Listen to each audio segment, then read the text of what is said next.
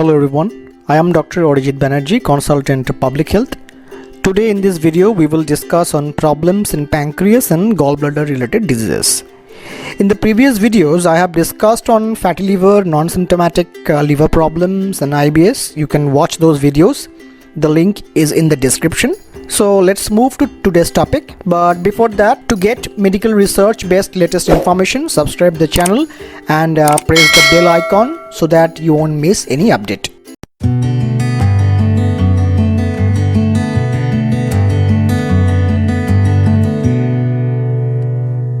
Pancreas is an extremely important organ located behind the stomach in the upper left abdomen. It is surrounded by other organs including the small intestine, liver and spleen. It is spongy, about 6 to 10 inches long and is shaped like a flat pear or a fish extended horizontally across the abdomen. This is commonly known as organ of insulin, where the insulin gets produced. And there are certain specific diseases which can affect pancreatic glands.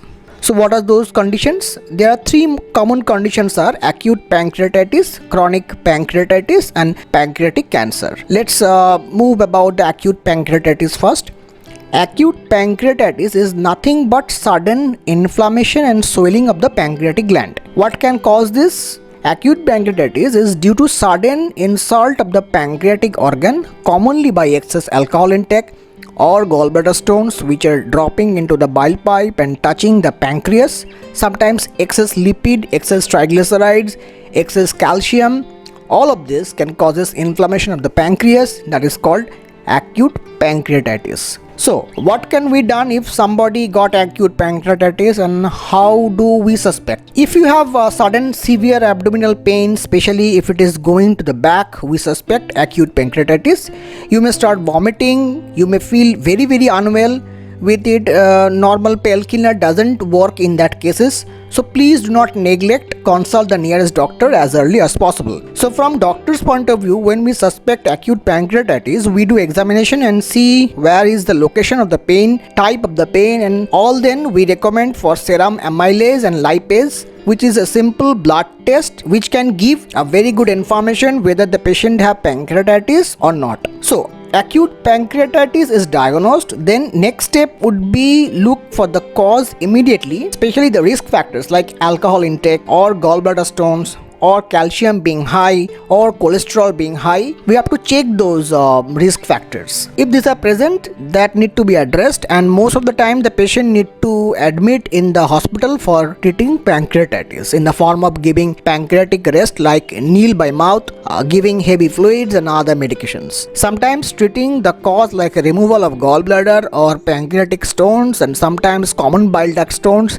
by doing ERCP procedure may be done. ERCP is a useful tool in the evaluation and management of acute pancreatitis. The main role of ERCP in acute pancreatitis is the diagnosis and treatment of biliary tract stone and other potential causes of pancreatic duct obstructions, including sphincter dysfunction or anomalies such as pancreas divisum and others. The term ERCP stands for endoscopic retrograde cholangiopancreatography. This procedure is performed under general sedation using a single side viewing endoscope called a duodenoscope. As per different clinical study and evidence-based report, most of the patients do well with acute pancreatitis, but small portion of patients would go on to develop complications like necrotizing pancreas or pseudocyst pancreatic necrosis. But sometimes an inflammatory response called surge response may happen, which can be life-threatening, and those patients need to be monitored closely in intensive care setups. Other type of pancreatitis is called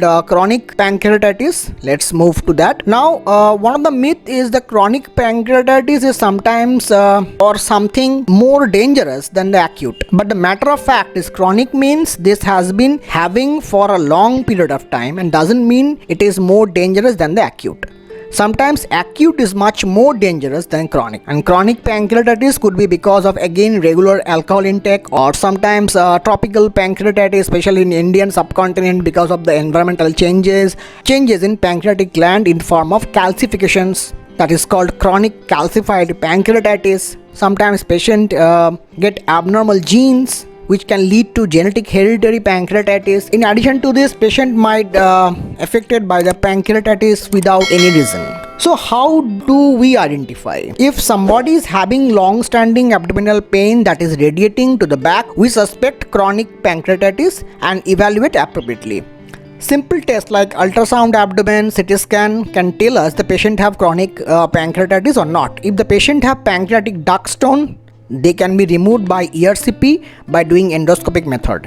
If the duct stones are large, patient can be subjected to a procedure called ESWL, kind of a laser treatment which pulverize the stone, and then after the patient would require ERCP. Sometimes endoscopic ultrasound is done where a scanner is attached to the endoscope and the scope goes inside to look the pancreas closely.